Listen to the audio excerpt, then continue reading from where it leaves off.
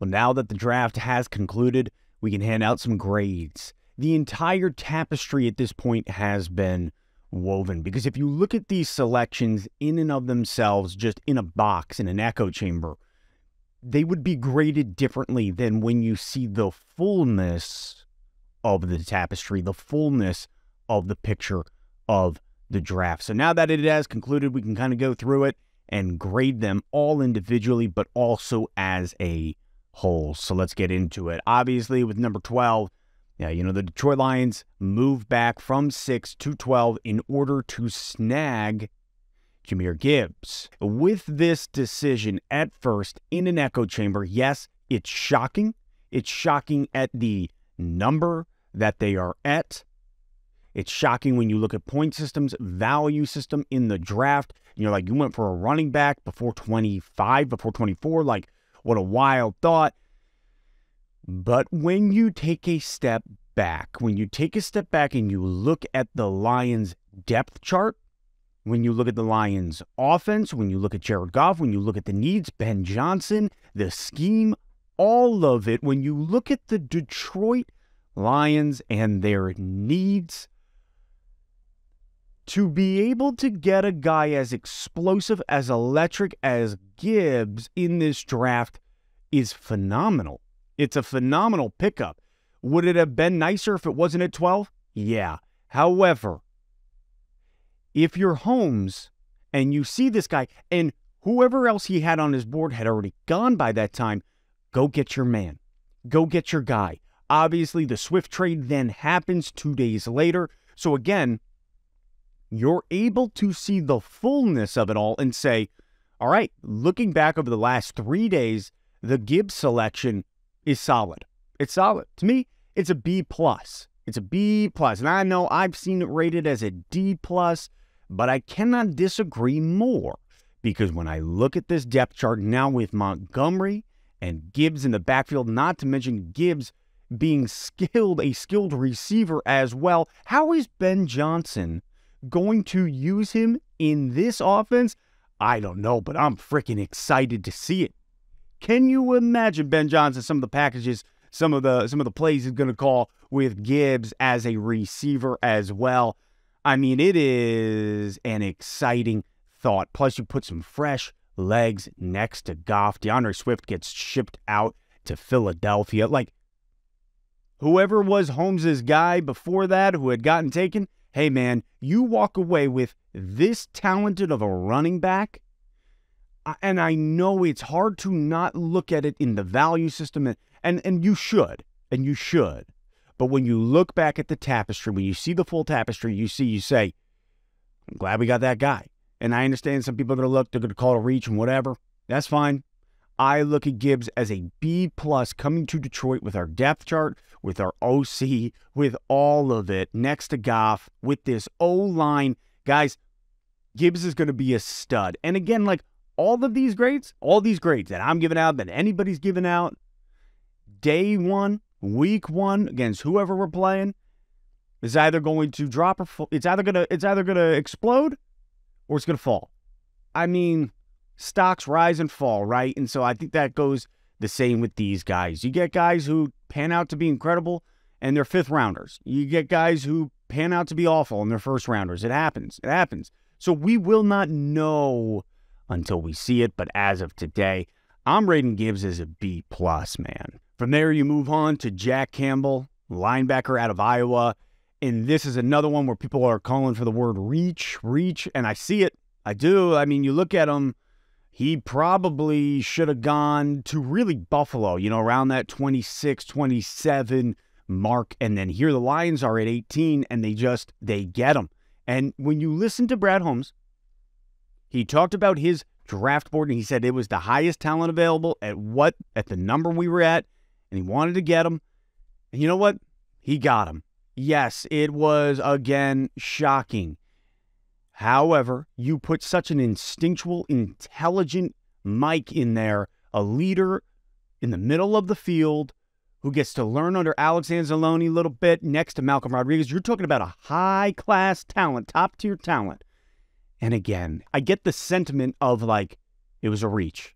Because in our eyes, in the analysis eyes, in the value eyes, yeah, it was a reach. It was. I'm not gonna disagree with you. But if Brad Holmes looked and said, that's my guy, I want him, let's get him right now, we got him. Hey, man, linebacker core can use it, can use the help. I love Anzalone. I mean, he stepped up huge last year. I love Rodrigo. Barnes, I need to see more out of. We snagged this linebacker out of Iowa who is an absolute stud. You get him in there plugged in just early. He is a starter from day one. I love it. I'm going to go with a B here. I'm going to go with a B because of the reach. However, the need, I see it. I wanted something else. But I do think that he is going to be an immediate impact player. I'm going B. Go look at the Lions' depth. Relax. Forget about draft value for a second. Look at the depth chart, and you're going to say, oh, wow, yeah, you plug in a fresh running back and this linebacker into our offense defense immediately, good things will come of this. It's a B+, it's a B, it's an 86. Moving on to day 2, I put out an entire video about it. I think the Lions knocked it out of the park. Day 2 was phenomenal. It was phenomenal. We'll get to why. It'll be very evident when we get there, but immediately with the number 34 pick, and again, this comes with moving back from 6 to 12, we get the 34th pick from Arizona. And with it, the Lions select Sam Laporta, tight end out of Iowa. Sam Laporta, and here we are again. People calling for a reach. But I really think Laporta's the type of guy who his name wasn't out there in front of everybody smack in the face. It wasn't even really smack in my face. You know, I was sitting there thinking, man, like, I would love to get Mayer. I'd love to get Mayer. But why is Mayer, like, all right, we're going into the second round. Lions come in. They snag Laporta. This kid, what he's able to do with the ball in his hands is awesome. I love the short yardage superiority that I talked about in my last video between him and Gibbs now. I like it. I like it. At 34, I'm like, oh, man. But it works out in our favor because of what we do next. When I do look at Laporta, I see a C+, B-. I'm talking like 79, 80, where I'm like, all right, this is good. It fits a need. I'm not going to sit here and tell you, oh, it's an A-. I'm not going to sit here and tell you it's a B+. I'm telling you, I think this is a 79-80. It's a C+ because it fits a need. There is some growth to be had. There's some development to be had. Tight end is an odd position. I think he could be good. We know that he struggles when it comes to contested catches. That's an area that I'm like, bro, go get the ball. Go get the ball. Let's see how he develops. That's why I'm going 79-80. We're just going to mark it as 79. We'll say C+ to get us out of here. However, after that, we move on and we snag Brian Branch, DB out of Alabama. And this one, to me, this is Holmes doing work. This is Holmes saying, guys, trust me. The fact that the Lions not only snag Brian Branch, but were able to trade... We're able to trade with Green Bay. You got to go watch the Tom Grassi reaction video. It's hilarious. We trade with Green Bay, move up 3 spots, snag him from under their nose, and now our back 7, the versatility that comes with him coming in here. Because you're looking at a guy who can even play the slot. Like, he's just versatile. He's just versatile. He was best safety in college football. My opinion, I think, like, you look at the kid, he is going to be a stud. Our secondary has changed over so much. He's 6 foot, 190, runs a 4.58. Like at this point in the draft, the fact that he was still there, mind-blowing. Take him. Holmes does. It's an A+, man. I look at this snag and I'm like, I can't believe Brian Branch was sitting there at 45. Phenomenal. A+ selection. 3rd round, number 68. Overall, the Lions select quarterback Hendon Hooker. Hooker offers so much. He offers so much. We know he's coming in here immediately as a backup QB. It's not like you're drafting the guy who's like, well, all right, that's our quarterback. He's QB1 tomorrow. No. I mean, between the injury, between everything that he has to do in order to develop, it is the perfect situation to bring a guy that you're like, all right, he's a little bit more mature, he's a little bit older than most QBs coming in. He has time to develop under Goff. He has time to learn from Brunell. He has time. And fans will not be sitting there clamoring, calling his name, put him in, put him in, put him in, put him in. It's perfect. He comes in. He has a ceiling that we're like, I look at him like, man, kid, he could be the future. However, we get to continue with Goff, see if Goff's last year, is it a one-year wonder? Or is it him with Ben Johnson, with this offense, with this O-line, he's good to go. He could take us to the promised land. You have Hendon Hooker sitting behind him. It's a snag. It's a steal in the third round. It's a steal in the third round. It's exciting to finally address the backup QB position. I look at the Hendon Hooker selection and I'm like, it's an A-. It's an A- because at worst, it's a third-round pickup that doesn't pan out. He doesn't develop, and he sort of goes away into the night. Or he pans out and becomes the future QB of the Detroit Lions a couple years down the line. It's an A-. Closing out the third round, the Lions select Broderick Martin, the nose tackle out of Western Kentucky. This is at 96 overall. You guys heard me talk about this one yesterday. I love what we see in him. Really knowing his rotation with Isaiah Buggs is going to be big. He comes in there. Obviously, Aleem McNeil is our nose. He's the guy. But now you bring in this kid, big boy, pretty quick, great in the run-stop game. He struggles in pass. However, you got time. You can develop. We can work on it. I think as a whole, I look at this and I'm like, this was a need. We addressed it. Good.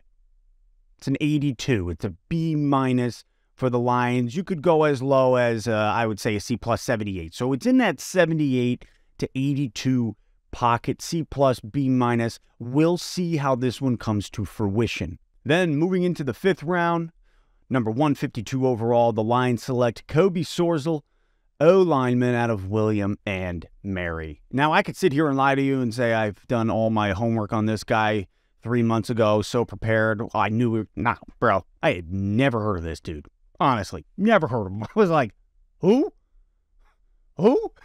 So I ended up doing my research, looking at him. What I can tell you is this. First and foremost, when Holmes is working in the later rounds, he knows what he's doing. He has done a great job for us as a GM in later rounds. You think about some of those 6th-round picks. You think about James Houston.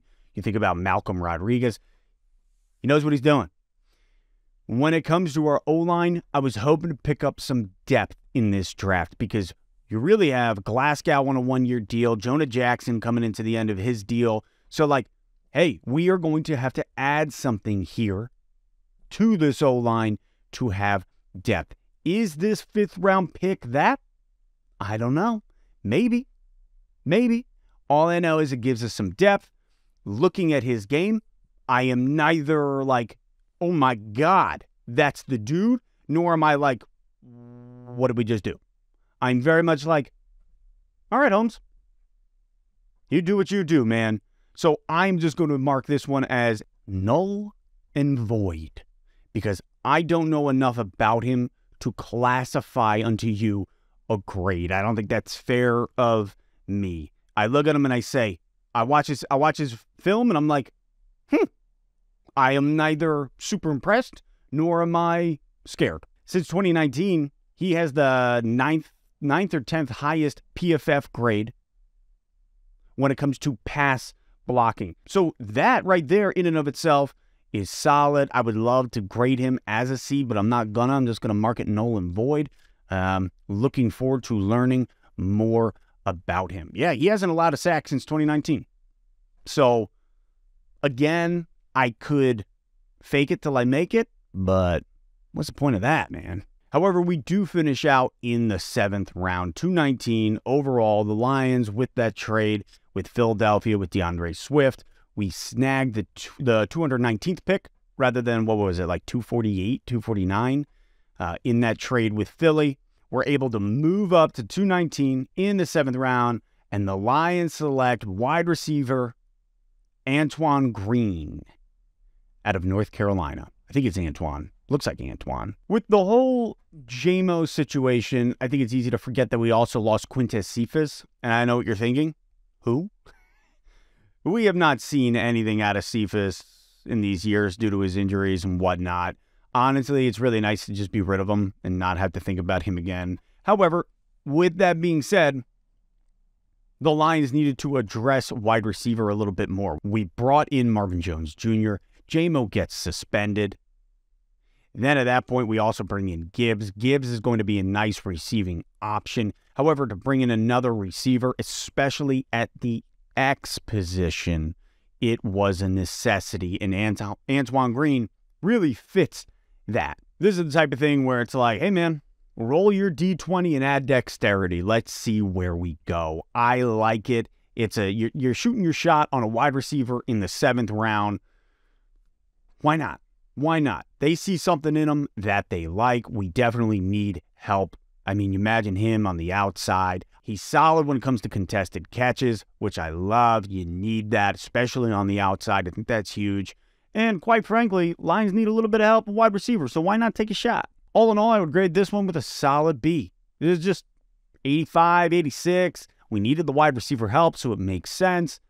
Let's see what he can do. You're filling that X position. Let's find out together. When I look at this draft as a whole, I'm saying the Detroit Lions rate a B+. We are just shy of an A-, and we will see how this all comes to fruition. Again, the tapestry has been painted, but now we have to open up the doors of the museum and actually allow people to see it and to watch and to look at the art that has been created by Brad Holmes. That's like the best way I could think about it. We have painted the fullness of the canvas. Now let's see it in action on opening night. I am excited. But hey, drop your thoughts in the comments. Where do you rate the Lions draft this year? Give me your overall grade. I am excited to see these guys out on the field. I think there's a lot of potential. And these later draft picks, really excited to see what they do because we know Holmes is good in the later rounds. Drop your thoughts in the comments. Thank you for hanging out, guys. Thank you for being a part of what we're doing here. I love doing this, man. So much fun. And it's so fun to have the draft behind us because now that means we are looking forward to the season. I'll catch you next time on Let's Talk Lions.